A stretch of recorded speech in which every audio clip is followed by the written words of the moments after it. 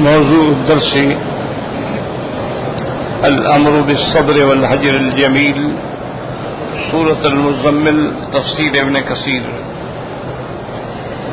الحمد لله رب العالمين، والصلاة والسلام على أشرف الأنبياء وسيد المرسلين سيدنا محمد وعلى آله وأصحابه أجمعين. اللهم صل على سيدنا محمد وعلى آل سيدنا محمد كما صليت على إبراهيم وعلى آل إبراهيم في العالمين إنك حميد مجيد. أعوذ بالله من الشيطان الرجيم. بسم الله الرحمن الرحيم. واصبر على ما يقولون واهجرهم هجرا جميلا وذرني والمكذبين أولي النعمة ومهلهم قليلا إن لدينا أنكالا وجحيما وطعاما ذا غصة وعذابا أليما يوم ترجف الأرض والجبال وكانت الجبال كثيبا مهيلا إنا أرسلنا إليكم رسولا شاهدا عليكم كما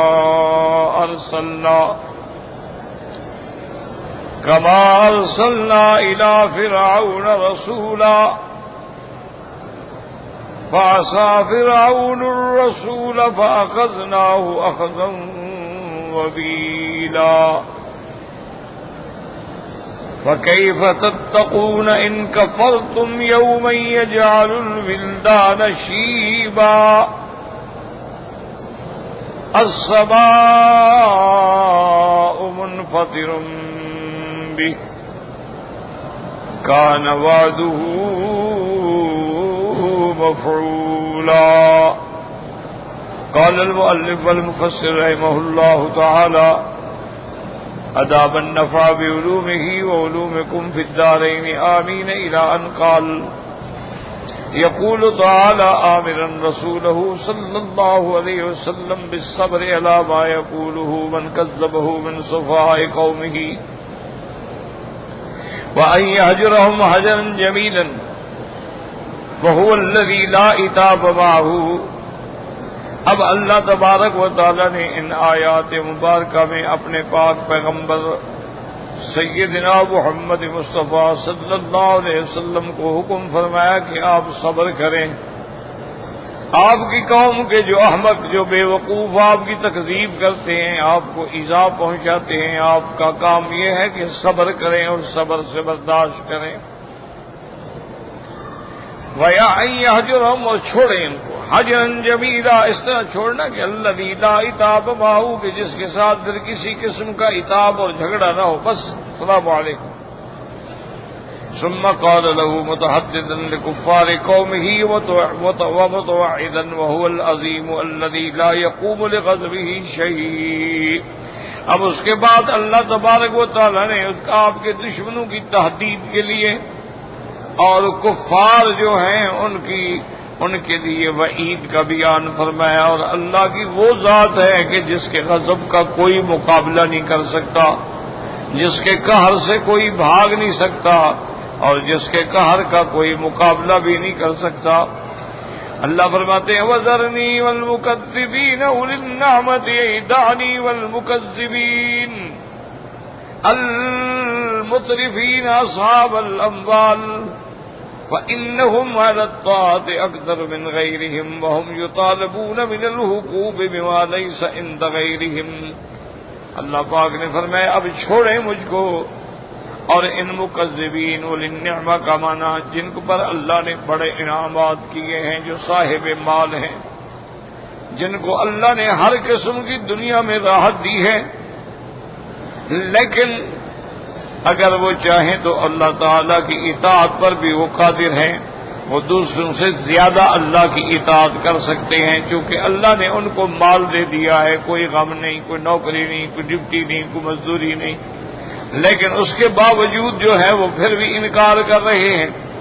وَمَهِّلْهُمْ قَلِيلًا أَيْ رُوَيْدًا كَمَا قَالَ تَعَالَى نُمَتِّعُهُمْ قَلِيلًا ثُمَّ نَضْطَرُّهُمْ إِلَىٰ عَذَابٍ غَلِيظٍ۔ میرے محبوب آپ مہلت دیں ان کو تھوڑا سا وقت کے لیے، اس کے بعد پھر اللہ تعالی کا انتقام دیکھیں۔ اللہ تبارک و تعالی آپ کے دشمنوں سے دنیا میں بھی انتقام، دنیا میں بھی بدلہ، اور آخرت میں بھی اللہ ان کو سزا دیں گے۔ اور یہ یہاں پر جو لفظ آیا ہے نا، یاد رکھو اُولی النعمت، میں نے عرض کیا تھا نا کہ اس کے 3 قراءتیں ہیں، اُولی النعمت، اُولی النعمت، اُولی النعمت۔ تو اگر یہ لفظ نعمہ ہو تو اس کا معنی ہوتا ہے تعیش انواع عیش کی زندگی، اور لفظ نعمت ہو تو معنی ہوتا ہے انعام، اور لفظ اگر نعمہ ہو تو معنی ہوتا ہے مسرت، خوشی۔ تو اللہ نے ان کو ہر قسم کے اموال سے نوازا ہے۔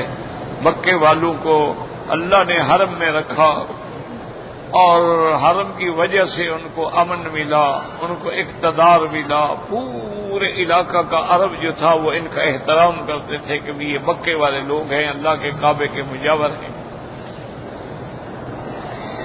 لیکن اس کے باوجود بھی بجائے اس کے کہ وہ اللہ کا شکر ادا کرتے، اللہ کے احکام کی تعمیل کرتے، اللہ کے رسول صلی اللہ علیہ وسلم کی اطاعت کرتے، انہوں نے کفر کیا، تکبر کیا اور تکذیب کی، نعوذ باللہ۔ تو علماء مفسرین نے یہ لکھا ہے کہ اگر تاریخ آدم کا مطالعہ کیا جائے تو ہر دور میں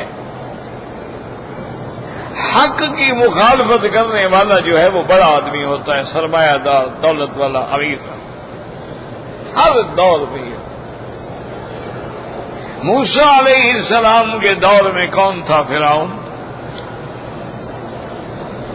سیدنا ابراہیم علیہ السلام کے دور میں نمرود تھا۔ اسی طرح شداد ہے، قارون ہے، ابو جہل ہے، ولید بن المغیرہ ہے، عتبہ ابن ابناء شیبہ ہے، سب یعنی سب سے زیادہ مخالفت کرنے والا دولت مند ہوتا ہے۔ غریب جو ہے عام طور پہ وہ حق مان لیتا ہے، اگر خدا نہ کرے حق نہ بھی مانے تو مخالفت نہیں کرتا حق کی۔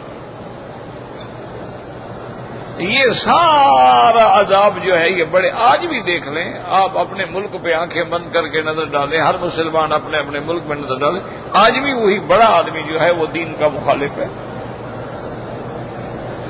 جو سرمایہ دار ہے، جاگیردار ہے، ملانر ہیں، کاروباری لوگ ہیں، پیسے والے لوگ ہیں، دولت والے لوگ ہیں، وہی لوگ ہیں جو دین کے سب سے بڑے مخالف ہیں،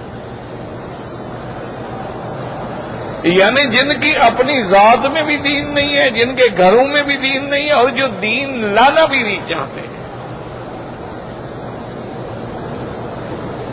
ان کے لیے یہ نماز پڑھنا جو ہے یہ تو نعوذ باللہ ایک عذاب ہے۔ وہ کہتے ہیں یہ کیا ہے، مولوی نے ہمارے ذمہ لگا، ہماری مرضی ہے، پڑھیں گے ہمارا اللہ کا معاملہ ہے۔ ان کے آپ جا کے دیکھ لیں، پارٹیاں ہیں، ڈانس ہیں، ناچ ہیں، شراب ہیں، بالکل معلوم ہوتا ہے کہ یہاں کبھی اسلام داخل ہی نہیں ہوا۔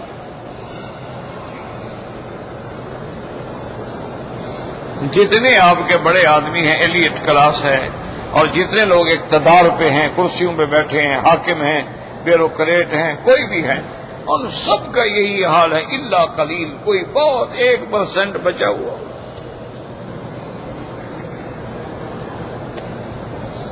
ورنہ جناب ان کے آپ اللہ تللے اور ان کے اخراجات دیکھیں تو آپ حیران ہو جائیں کہ 2-2 لاکھ ڈالر تنخواہیں ہیں۔ $1 آج کل 95 روپے کا ہے۔ تو اب $2 لاکھ تنخواہ ہے، گاڑی ہے، بنگلہ ہے، مالی ہے، کک ہے، بیرا ہے، چوکیدار ہے، ڈپٹی ہے، گارڈ ہے، یعنی اس ایک بندے کا جو خرچہ آج کل ہوتا ہے نا آپ کے ہاں، جو ایک MNA، ایک MPA، ایک DC، ایک کمشنر کا خرچہ، اس سے پوری بستی والے جو ہیں مہینہ روٹی کھا سکتے ہیں۔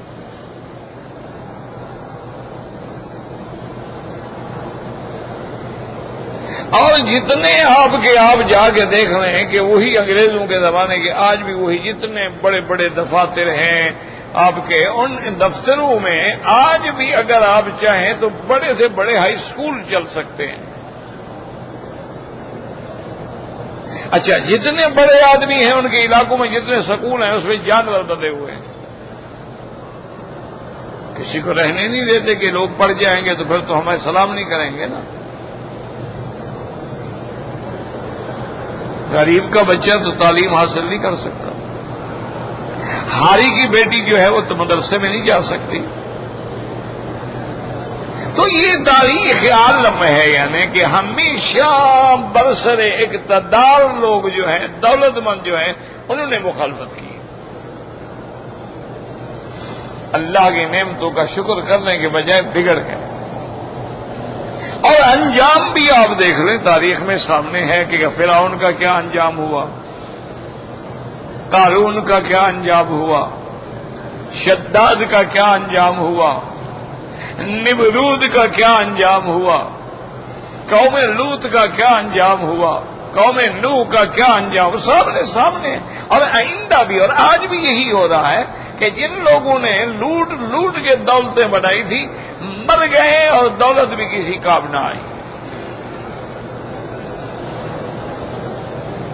نہ دولت بچا سکی، نہ اولادیں بچا سکی، نہ طاقت بچا سکی۔ تو یہ تاریخ عالم ہے، اللہ کا نظام ہے، وہ جانتے ہیں۔ آمنا باللہ تو ہمیشہ، اور جیسے سیدنا ابو ذر ہے، سیدنا بلال ہے، سیدنا سلمان ہے، جتنے عمار ہے، آل یاسر ہے، سارے حضور پہ جان دینے والے۔ دولت مندوں میں تو چند لوگ آئے نا، اور وہ بھی آنے کے بعد دولت مند نہیں رہے، ساری دولت اسلام پہ لٹا دی۔ رضوان اللہ علیہم اجمعین۔ اس لیے اللہ نے فرمایا کہ حضور ان کو تھوڑی سی مہلت دے دیں، نوتیہم قلیلا، ہم ان کو تھوڑی مہلت دیتے ہیں کہ یہ فائدہ اٹھا لیں، کھا پی لیں، ثم نضطرہم الی عذاب النار، الی عذاب النار، پھر ہم ان کو عذاب جہنم کی طرف لے جائیں۔ ولہذا قال تعالی ہاؤنا ان لدینا انکالا وہی القیود، کہ ہمارے پاس ان کے لیے انکال ہیں، انکال مانا بیڑیاں، قیود جن میں باندھا جاتا ہے آدمی کو، ہاتھوں میں ہتھکڑیاں، پاؤں میں بیڑیاں، سب پہ انکال کا لفظ آتا ہے۔ قالہ ابن عباس وکرمہ طاؤوس بن کعب وعبد اللہ بن بريدة وابو عمران الجونی وابو مجلس والضحاک وحماد بن ابی سلیم سلمان وقتادہ والسدی وابن المبارک والثوری وغیر واحد وجہیما وہی السعیر المضطرمۃ۔ اللہ نے فرمایا میرا محبوب آپ چھوڑ دیں ان سے، ہم ان کو ٹھیک ٹھیک پکڑیں گے، ہمارے پاس ان کے لیے اغلال ہیں، ان کے لیے بیڑیاں ہیں، اور ان کے لیے ایک جہنم ہے جس میں اللہ کے عذاب کی آگ جو ہے وہ جل رہی ہے۔ وَطَعَامًا ذَا غُصَّةٍ، ان کے لیے کھانا ایسا ہے جو حلق میں اٹکنے والا۔ قال ابن عباس ينشب في الحلق فلا يدخل ولا يخرج، آپ نے فرمایا غصۃ کا معنی یہ ہے کہ ایسا کھانا جو اٹک جائے، نہ باہر نکلے نہ اندر جائے، یہ سب سے بڑا عذاب ہوتا ہے بندے کے لیے کہ کوئی چیز حلق میں اٹکی ہے، اب نہ نیچے جاتی ہے نہ باہر آتی۔ وَعَذَابًا أَلِيمًا، اور ہمارے پاس ان کے لیے انواع من العذاب ہیں، لیکن یہ کب ہوگا؟ یوم ترجف الارض والجبال، جس دن اللہ کے حکم سے زلزلہ آئے گا زمین میں بھی اور پہاڑوں میں بھی۔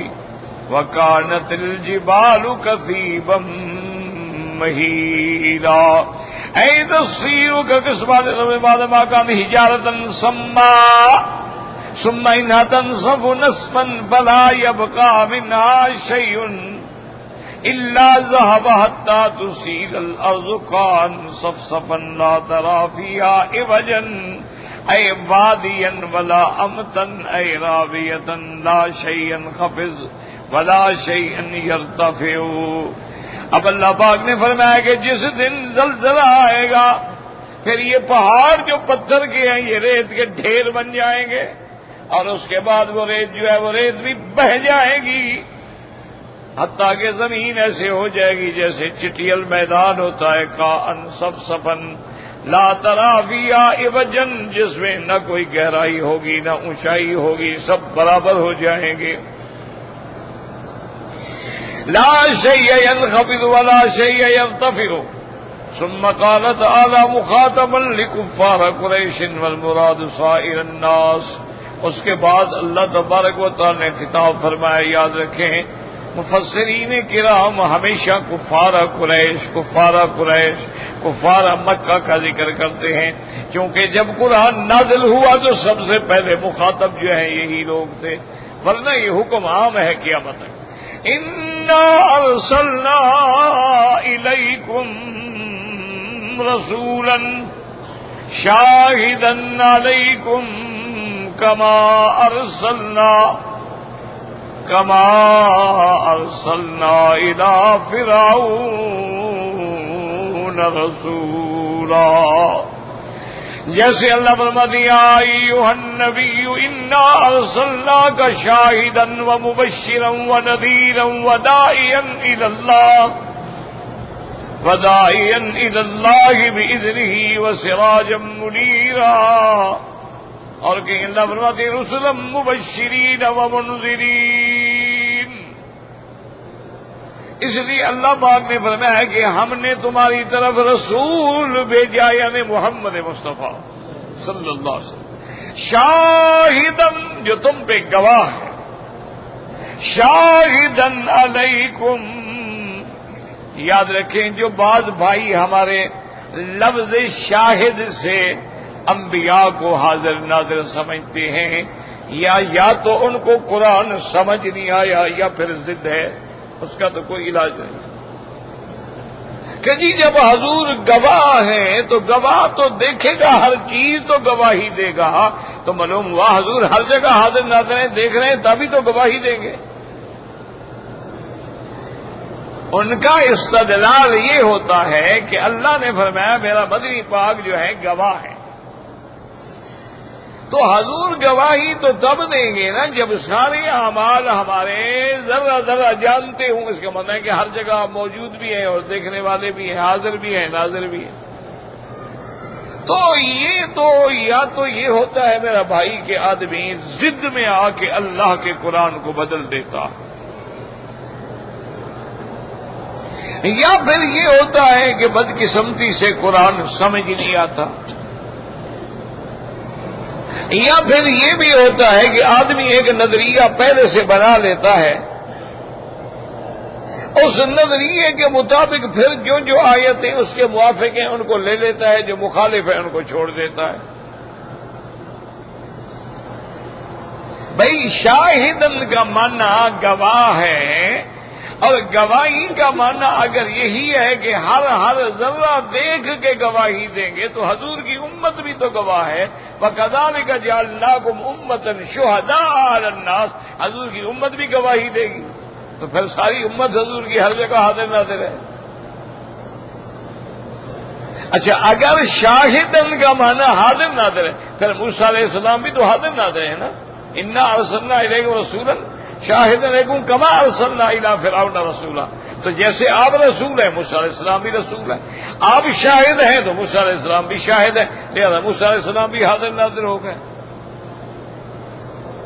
تو یہ باتیں جو ہے نا یہ بالکل یا تو یعنی کم علمی ہے یا ضد ہے. میں کم علمی تو نہیں سمجھتا، ضد ہے. ورنہ آخر ان میں بھی مولوی ہیں، علماء ہیں، کتابیں ہیں، تراجم ہیں، کیا وہ نہیں پڑھ سکتے؟ ضد ہے بس. جو ہم نے ایک نظریہ بنا دیا ہے اسی پہ لے آئیں گے ساری دنیا کو. تو یاد رکھو کہ گواہی کا معنی یہی ہوتا ہے کہ جیسے کہ حضرت عیسیٰ علیہ السلام نے کتنی بڑی وضاحت کی کہ اللہ پاک جب قیامت میں فرمائیں گے اَأَنْتَ قُلْتَ لِلنَّاسِ اتَّخِذُونِي وَأُمِّيَ إِلَٰهَيْنِ مِن دُونِ اللَّهِ کہ عیسیٰ علیہ السلام تم نے کہا تھا کہ مجھے بھی اور میری اماں کو بھی اللہ کے سوا الہ سمجھو.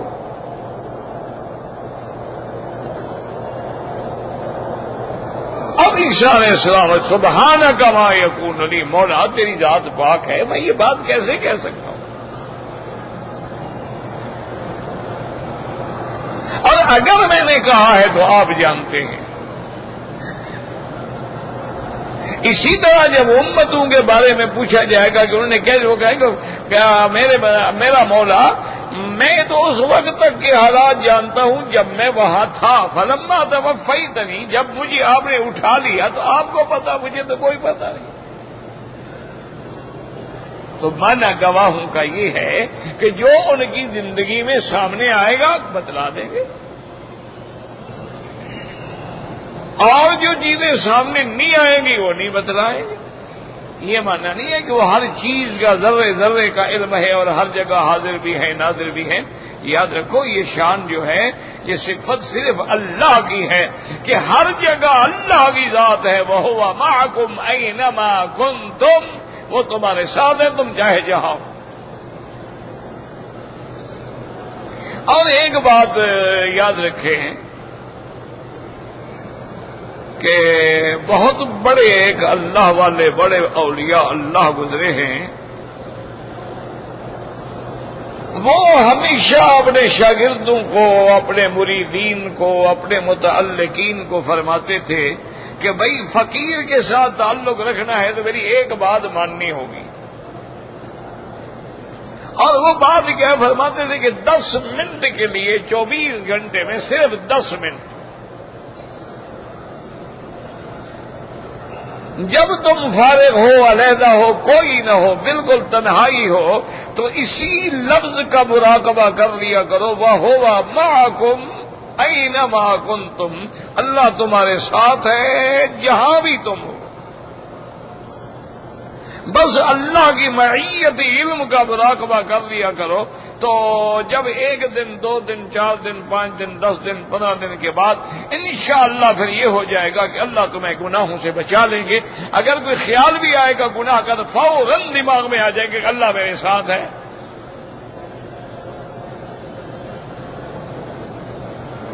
تو جب اللہ مجھے ساتھ ہے تو میں کیسے گناہ کروں؟ اسی لیے یوسف علیہ السلام نے اتنی بڑی دعوت حسن، دعوت اقتدار، یعنی امرأت العزیز جس نے خریدا ہوا ہے، آپ اس کے غلام بھی ہیں، اور وہ بھی اس دور کی اپنی بڑی حسینہ جمیلہ عورت ہے اور خود دعوت دے رہی ہے. لیکن وہ جو آپ کا یقین تھا کہ میرا اللہ میرے ساتھ ہے، فوراً کا معاذ اللہ، اللہ کی پناہ. کیا کہہ رہی ہو؟ مجھے کہہ رہی ہو گناہ کے لیے؟ تو جب آدمی کا یہ تصور ہو کہ میرا اللہ میرے ساتھ ہے، ایمان سے کہیں وہ زنا کر سکتا ہے. جب یہ تصور یعنی پختہ ہو جائے نا، صرف ایسے زبانی کلامی سے او جی اللہ تو سب جانتے ہیں، سب جانتے ہیں، یعنی پھر بھی ہم بے حیائی کر رہے ہیں. اچھا جانتے ہیں بھائی، یہ تو ایک بات ہو گئی نا. او جی اللہ تو سب جانتے ہیں، لیکن یہ اللہ غفور الرحیم ہے. وہ غفور الرحیم ہے لیکن قہار نہیں ہے، وہ جبار نہیں ہے، عزیز الانتقام نہیں ہے، شدید العقاب نہیں ہے، سریع الحساب نہیں ہے. ان بطش ربک لشدید اللہ نے نہیں فرمایا ہے. صرف ایک بات کہ میں تو نماز بھی نہ پڑھوں جی اللہ غفور الرحیم. اچھی بات ہے بھائی. روزہ ہو جی میں روزہ تو نہیں رکھتا ہوں تو مجھے سگریٹ کے بغیر گزارا نہیں ہوتا. وہ چھوڑو جی بڑی صاحب اللہ بڑا غفور الرحیم. تو اسی غفور الرحیم نے روزہ فرض کیا ہے یا مولوی نے فرض کیا ہے؟ اسی غفور الرحیم نے نماز فرض کی ہے یا مولویوں نے بنائی ہوئی ہے؟ غفور الرحیم بھی مانتے ہو اور پھر بے حیائی پر بھی کھڑے ہو. اسی لیے اللہ نے فرمایا میرے مدنی آپ چھوڑیں، اس سے پہلے بھی ہم نے رسول بھیجے ہیں، یہ تو ابھی جال ہے نا، فرعون گزرے ہیں، فرعونہ گزرے ہیں، ہم نے ان کے پاس بھی پیغمبر بھیجا، لیکن جب انہوں نے میرے پیغمبر کو نہیں مانا تو پھر دیکھو کیسے پکڑا میں کہ سارا لشکر بھی ساتھ ہے اور اسی ایک ہی دریا میں غرق ہو۔ ورنہ ہوتا ہے نا جی کہ بادشاہ کہ میں اکیلا تھا پھنس گیا، وہ جی میرے فوجی ساتھ نہیں تھے، میری طاقت ساتھ نہیں تھی، انہوں نے اللہ فرمایا نہیں سب لے آؤ، ساری طاقت بھی لے آؤ، اکٹھے کر کے لے آؤ، ساری فوج بھی لے کے آ گیا۔ اور اللہ نے پھر کیسے پکڑا کہ موسیٰ علیہ السلام کو تو دریا سے نکال دیا، فرعون دیکھ رہا ہے راستے بن گئے، سڑکیں بن گئی، تو انہوں نے کہا کہ موسیٰ علیہ السلام گزر سکتے ہیں تو ہم بھی گزر سکتے ہیں۔ اس نے بھی اپنا گھوڑے اپنی فوج جو ہے دریا میں ڈال دی، اللہ نے حکم دیا ٹھہر جاؤ، آنے دو ان کو، آنے دو۔ جب سارے دریا میں آ گئے اب اللہ نے حکم دیا پکڑ لو اس دشمن دین، اور ایک ہی غوطہ آیا، ایک دفعہ پانی میں ڈوبا نہ تو سر نکلا، خدائی شدائی بھول گئی، ساری طاقت آمنت برب موسیٰ و ہارون، میں مانتا ہوں جناب۔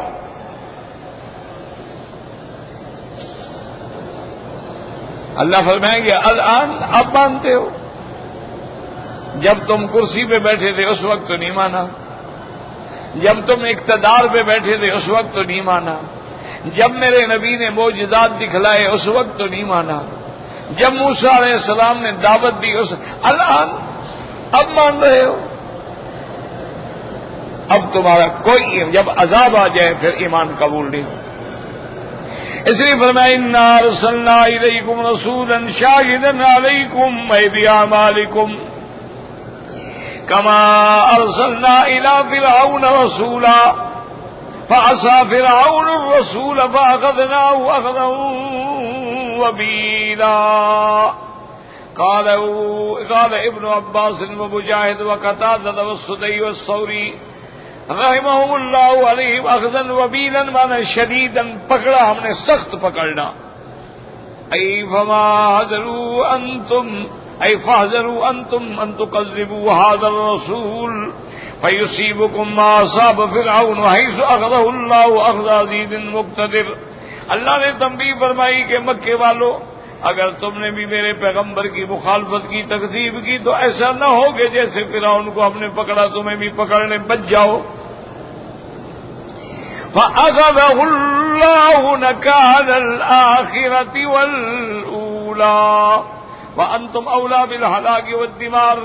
مکے والو تم تو پھر زیادہ عذاب کے مستحق ہو، ان کذبتم رسولکم، جب تم نے اللہ کے رسول کی تکذیب کی، لأن رسولکم اشرف و اعظم من موسیٰ ابن عمران، کیونکہ تمہارے پاس جو پیغمبر میں نے بھیجا ہے وہ شان میں موسیٰ علیہ السلام سے زیادہ ہے، تو اگر موسیٰ علیہ السلام کی نافرمانی پہ ہم عذاب دیں گے تو محمد مدنی صلی اللہ علیہ وسلم کی نافرمانی پہ کیوں نہیں دیں گے؟ وقوله تعالى فكيف تتقون إن كفرتم يوما يجعل الولدان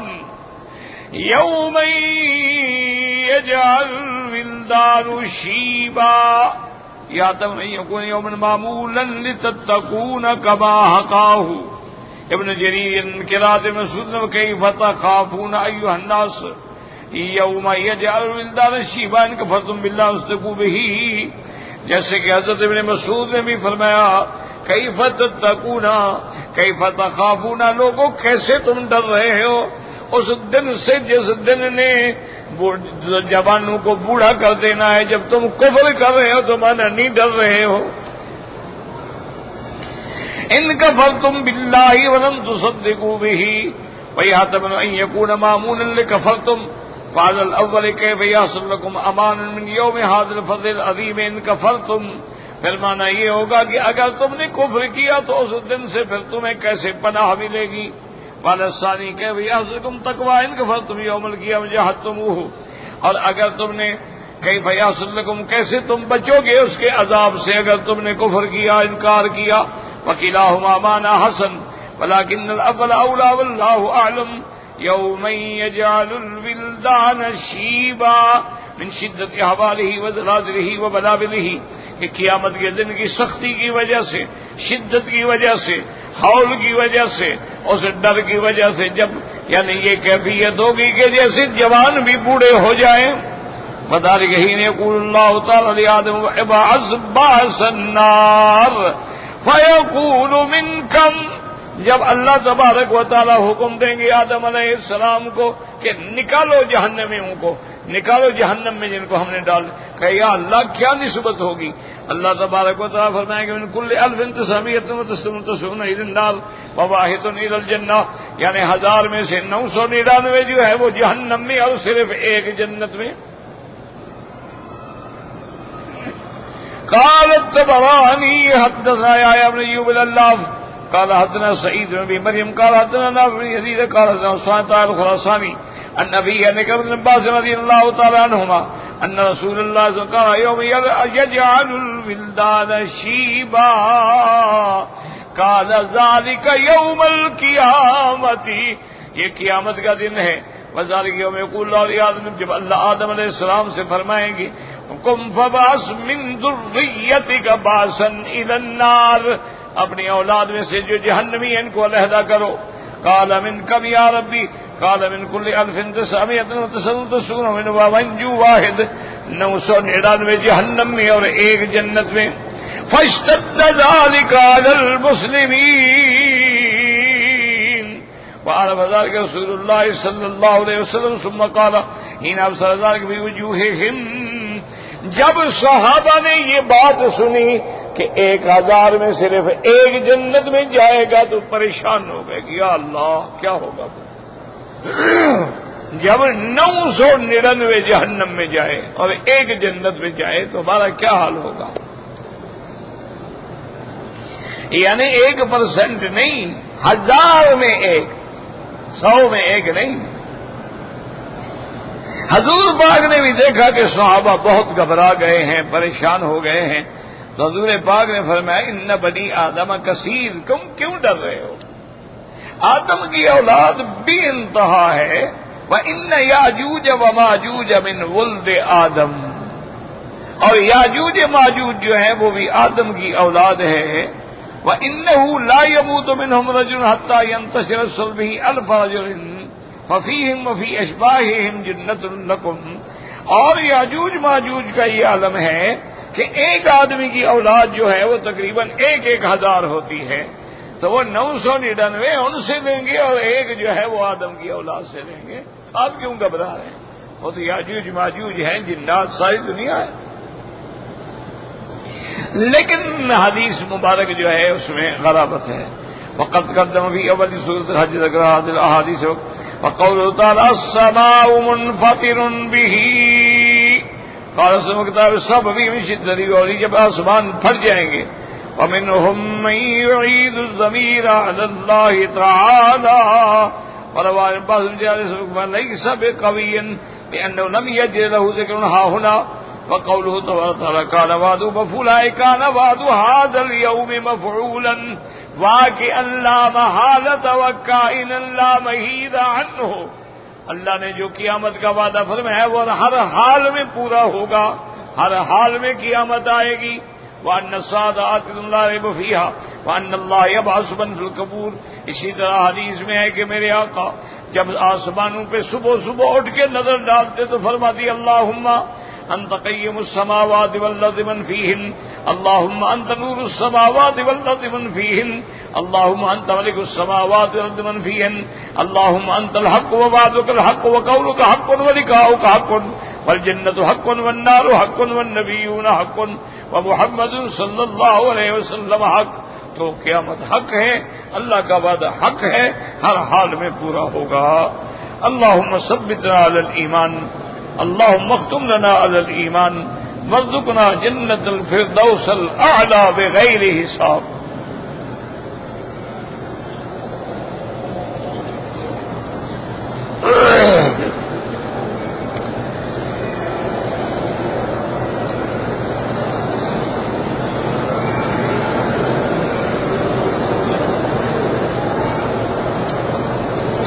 کہتے ہیں جی کہ ہمارے گھر کے قریب ایک لڑکی ہے،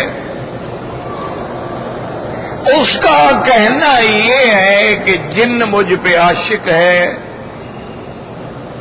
اور جن آ کر میرے ساتھ یعنی ہم بستری بھی کرتا ہے، جماع بھی کرتا ہے، اور وہ لڑکی بیچاری پھر غسل بھی کرتی ہے، کمزور ہو گئی، بیمار ہو گئی، اس کی حالت جو ہے بڑی خراب ہے، کیا ایسا ہو سکتا ہے؟ ہاں ہو سکتا ہے۔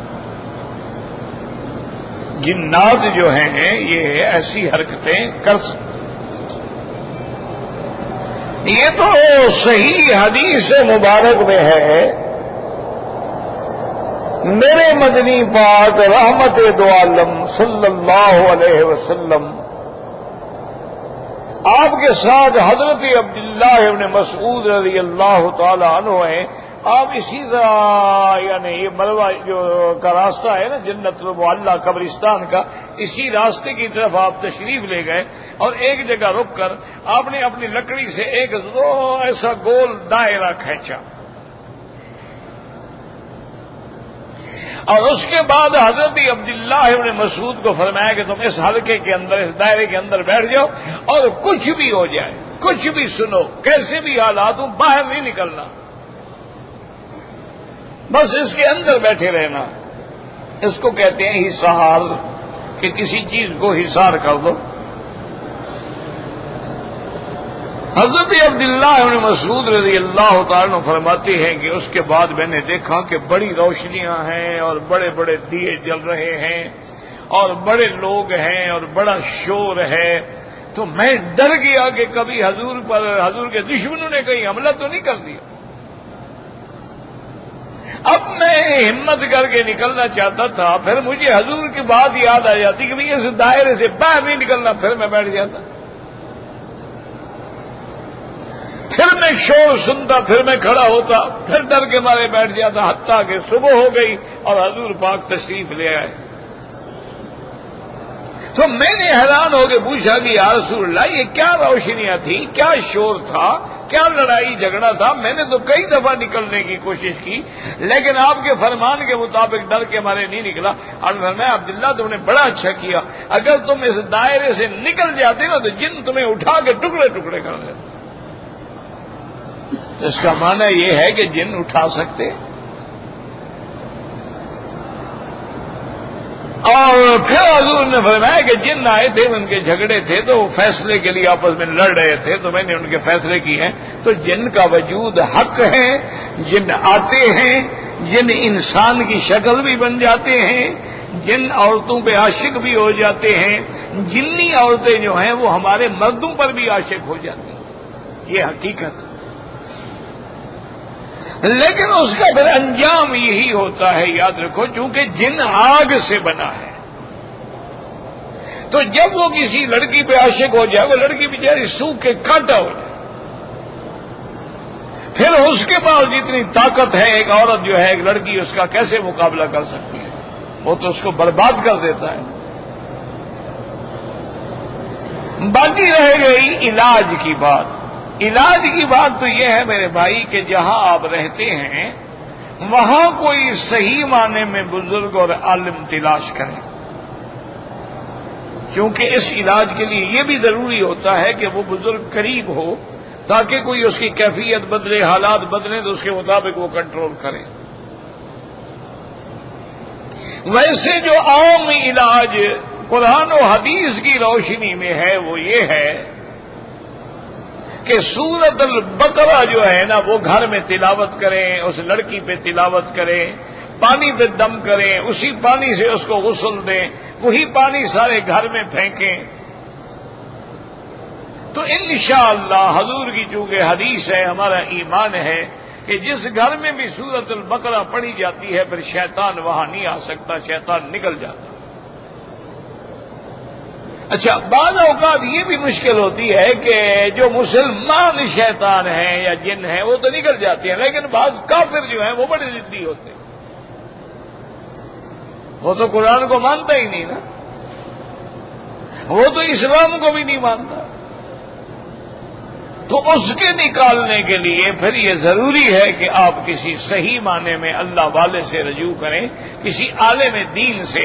یہ جو کاروباری ہے نا مداری، یہ تو لوٹنے کے لیے بیٹھے ہوتے ہیں، نہ ان کے پاس کوئی عمل ہے نہ کچھ ہے، یہ سارا ایک ڈرامہ کرتے ہیں پیسے لینے کے لیے، اور فائدہ بھی ڈھیرے کا نہیں ہوتا ہے۔ اور اس سے پہچان کیا ہے؟ جو صحیح معنی میں عالم اور عامل ہوتا ہے وہ کبھی آپ سے پیسہ نہیں مانگے گا، وہ کبھی آپ سے الٹی پلٹی باتیں نہیں کرے گا کہ جی آپ اتنا زعفران لے آؤ، اتنا عنبر لے آؤ، اتنا مرغے لے آؤ، اتنا بکرے لے آؤ، اتنا پیسہ لے آؤ۔ اپنے موکل کو کھڑا سمجھ لو یہ شیطان ہے، یہ دجال ہے، نہ پیر ہے نہ عالم ہے نہ مولوی ہے۔ بڑا آسان مسئلہ ہے۔ اگر وہ مال کا طالب ہے تو پھر وہ دین والا نہیں ہے، اور جو اللہ والے ہیں وہ تو اللہ کی خاطر۔ اب یعنی آپ اندازہ کریں کہ ایک لاہور میں آدمی تھے، مجھے نام بھول گیا اس کا، اس اللہ کے بندے کو حضرت مدنی رحمت اللہ علیہ سے اتنا بغض تھا، اللہ معاف کرے، کہ وہ نعوذ باللہ گالیاں دیتا تھا۔ اس کے گھر میں جنات نے ڈیرا ڈال لیا۔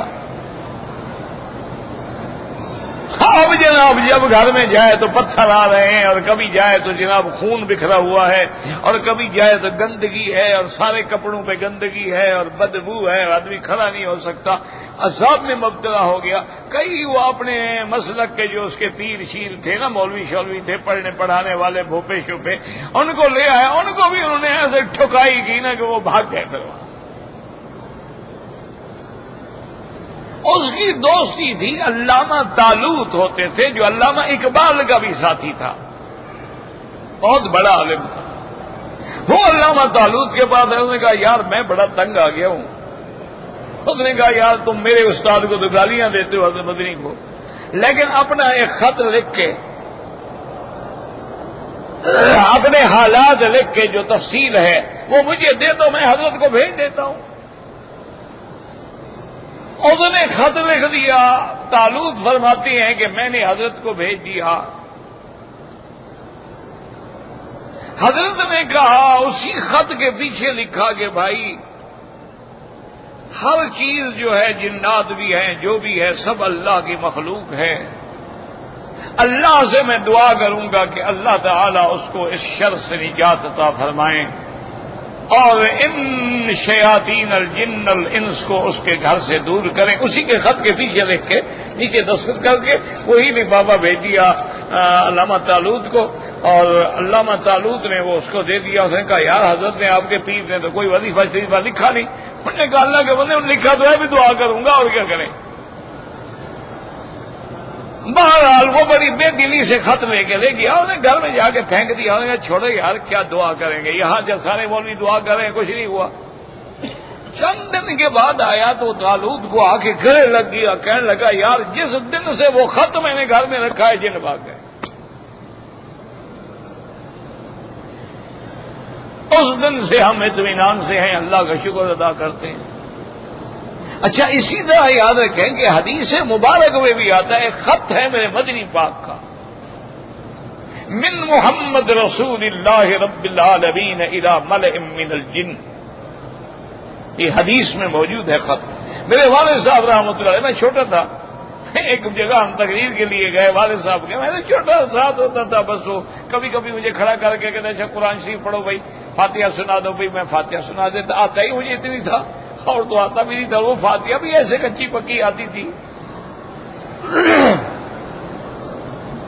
وہاں ایک آدمی آیا، وہ والد صاحب کا شاگرد تھا، عالم آدمی تھا۔ اس نے کہا حضرت ہم نے فلاں جگہ مدرسہ بنایا ہے، اور آپ جانتے ہیں غریب لوگ ہیں، چندہ کر کے مدرسہ بنایا، 4 کمرے بنائے، چھوٹی مسجد بنائی، طلباء آ گئے۔ جنوں نے ہمارے گھر پہ قبضہ کیا ہوا ہے، رات کو طلباء کی چارپائیاں اٹھا کے 2 میل باہر پھینکاتے ہیں، ہم ان کی روٹی رکھتے ہیں، وہ آگے کھا جاتے ہیں۔ اب ہم تنگ آ گئے ہیں، روزانہ جو طلباء کو اٹھا کے کسی کو 2 میل ادھر، کسی کو 2 میل ادھر، کسی کو ادھر، کسی کو ادھر پھینک دیتے ہیں، اور کچھ نہیں کہتے۔ میں بڑے بڑے عامل لے آیا، کچھ نہیں ہوا، تو فرمایا اچھا وہاں آنا میرے پاس، میرے مدرسے میں تمہیں خط لکھ کے دوں گا۔ تو حضرت نے وہ خط لکھا، اس کے ساتھ والد صاحب کوئی اور لفظ بھی لکھتے تھے، اللہ عالم، کیونکہ مجھے تو یہ تویز شویز کا چکر پسند ہی نہیں تھا بچپن سے، میں خود نہیں کرتا تھا ان چیزوں میں دلچسپی، تو وہ لکھتے بھی تھے نیچے سے کوئی چیز، اللہ عالم وہ کیا تھا۔ کہا کہ بھی وہ مدرسے میں جا کے بس چاروں کونوں میں اس خط کی 4 کاپیاں بنا لو اور لگا دو، وہ لگا دی۔ اس کے بعد وہ ملا، اس نے کہا جناب ہم نے دیکھا وہ جس کو لڑکوں کو جن تھے نا، انہوں نے کہا سارے جن آ گئے، انہوں نے آگے وہ خط پڑھا، پھر ان کا بڑا سردار آ گیا، اس نے کہا یہ اللہ کے نبی کی طرف سے خط ہے، نکلو اس جگہ کو چھوڑو ہمیشہ کے لیے۔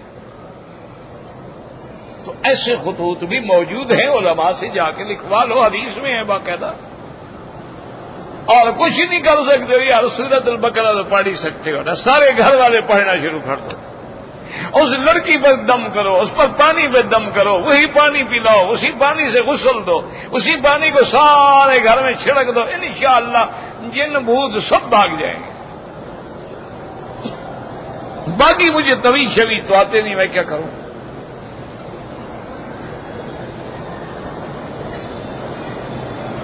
مجھے کمپنی کی طرف سے ٹکٹ ملتا ہے، مجھے فرسٹ کلاس کا ٹکٹ ملتا ہے، میں فرسٹ کلاس میں نہیں کہ تمہاری مرضی ہے، باقی پیسے استعمال کر لو، فرسٹ کلاس کا پیسہ تمہارا حق ہے، تم تھرڈ میں جاتے ہو تمہاری مرضی ہے۔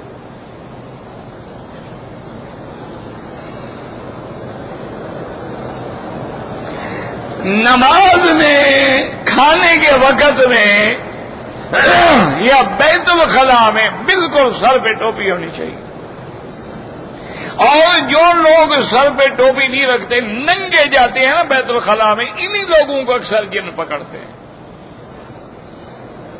جب سنت کی مخالفت کرے گا تو انجام تو نکلے گا، اسی لیے حکم ہے نا کہ پڑھو اللہم انی اعوذ بک من الخبث والخبائث، کیونکہ یہ شیطان اور جنوں کا ٹھکانہ ہے نا پلید جگہ۔ غلاف کعبہ پکڑ کر تو حضور پاک نے دعا نہیں فرمائی، ملتزم پہ ہاتھ بلند کر کے سینہ لگا کے دعا کی ہے، اور ملتزم کا معنی ہے کہ جہاں حجر اسود ختم ہوتا ہے وہاں سے لے کر جہاں کعبۃ اللہ کا دروازہ شروع ہوتا ہے، یہ درمیان میں جو جگہ ہے یہ ملتزم۔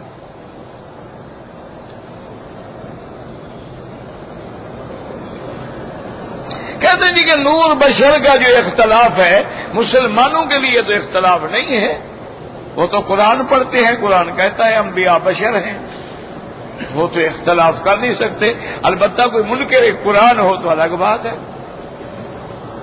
جب اللہ نے قرآن میں نص کر دی کہ انما انا بشر مثلکم قل سبحان ربی هل کنت الا بشر رسولا،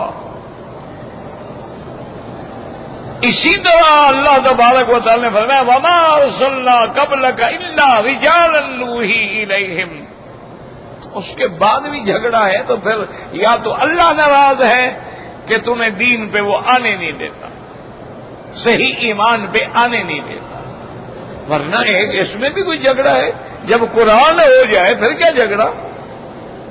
جب حضور نے فرما دیا انما انا بشر انسا کما تنسون، میرے صحابہ میں بھی تو بشر ہوں، انسان ہوں، میں بھی بھول جاتا ہوں جیسے تم بھول جاتے ہو، فَإِذَا نَسِيتُمْ فَذَكِّرُونِي، اگر میں بھول جاؤں تو مجھے یاد دلایا کرو۔ اسی طرح فرمایا انما انا بشر مثلکم انسا کما تنسون واغضب کما تغضبون، مجھے بھی غصہ آ جاتا ہے۔ تو انبیاء تو بشر ہوتے ہیں، یعنی اگر انبیاء کو نور مان لو تو ان کی اولادیں پھر کس طرح نسبت کرو گے؟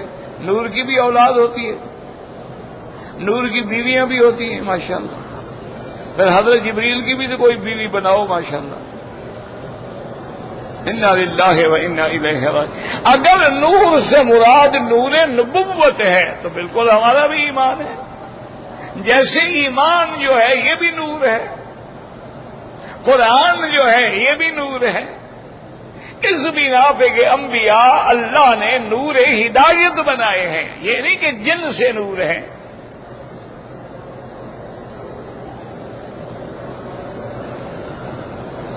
اشہد اللہ الہ الا اللہ و اشہد، یعنی لا بالنفی الا اللہ بے اس بات، یہ سنت ہے۔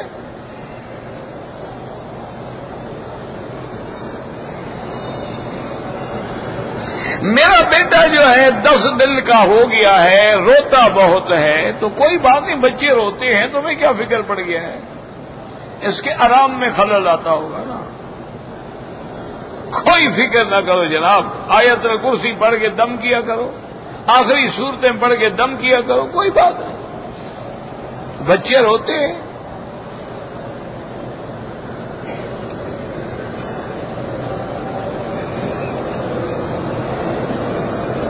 اگر کسی سے باؤل کے بغیر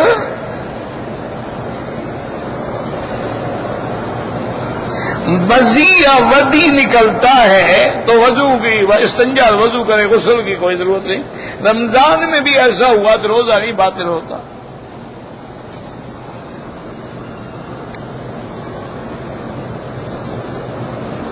کہتے جی کہ اگر اللہ ہمیں خوشی دے تو خوشی کا معنی یہ تو نہیں ہوتا کہ ہنسنا چاہیے، ہاں ہاں ہاں، اگر یہ ہنستی یہ خوشی ہے، خوشی اس کے چہرے پہ ٹپکے گی، خوشی میں وہ اللہ کا شکر گزار ہوگا، اللہ کے آگے سجدہ ریز ہوگا، 2 رکعت نفل شکرانہ ادا کرے گا، اللہ کے راستے میں خیرات کرے گا۔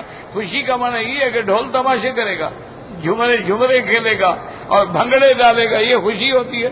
یہ تو یہودیوں اور ہندوؤں کی رسمیں ہیں، ان کا اسلام سے تو کوئی تعلق نہیں، نہ ایمان سے کہیں۔ صحابہ بھنگڑا ڈالتے، اہل بیت رسول جو ہیں وہ بھی بھنگڑا ڈالتے تھے، تو یہ تو ہندوؤں کی رسمیں ہیں، اس کا اسلام سے کیا تعلق ہے؟ خوشی کا معنی یہ ہے کہ اللہ کے شکر گزار بنو۔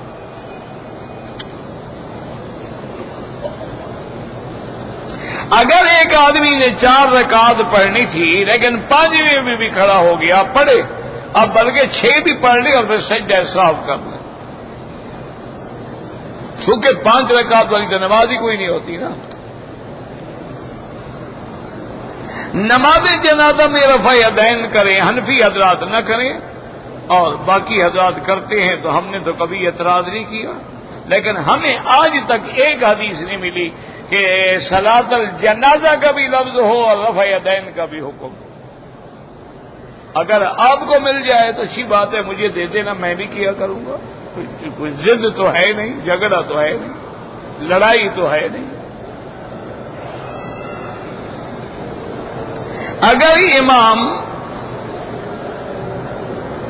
میں حج پہ جا رہا ہوں، اگر امام کے پیچھے ہو اور مقیم ہو تو اپنی نماز کھڑے ہو کے پوری کر لو۔ حضور نے فتح مکہ پہ فرما دیا تھا، اتموا صلاتکم، اے مکے والو تم اپنی نمازیں پوری کر لو، انا قوم سفر، ہم مسافر ہیں، ہم تو قصر کریں گے۔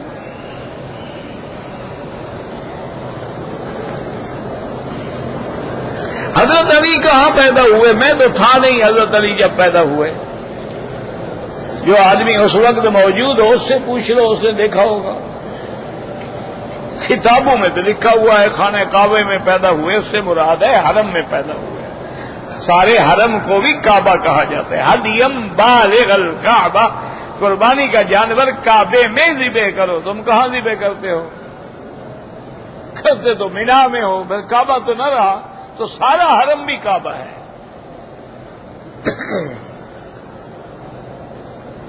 میری ماں بیمار ہے، اللہ شفا عطا فرمائے، اللہ ہر بیمار کو شفا عطا فرمائے۔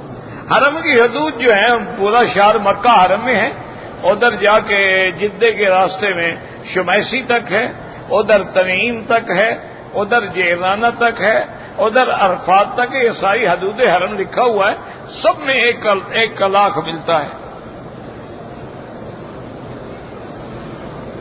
غسل کرتے وقت اگر نیت کر لی جائے وضو کی، صرف نیت سے کام نہیں ہوتا، پہلے ہاتھ دھو، ناک میں کلی کرو، ناک میں پانی دو، پھر نیت کام آئے گی نا۔ یہ تو نہیں نا کہ نیت کر لی اور پانی اوپر سے بہا دو۔ نیت کا معنی یہ ہے کہ پہلے وضو کرو پھر غسل کرو، تو پھر دوبارہ وضو کرنے کی ضرورت نہیں ہے۔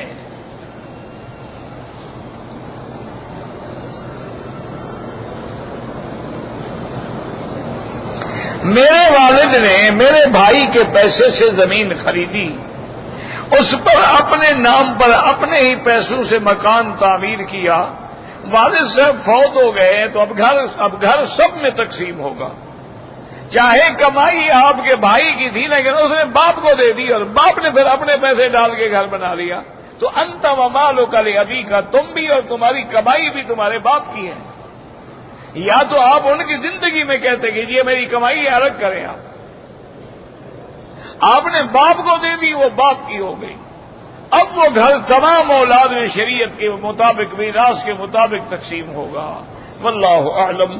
ربنا تقبل منا انك انت السميع العليم وتب علينا انك انت التواب الرحيم يا حي يا قيوم يا ذا الجلال والاكرام۔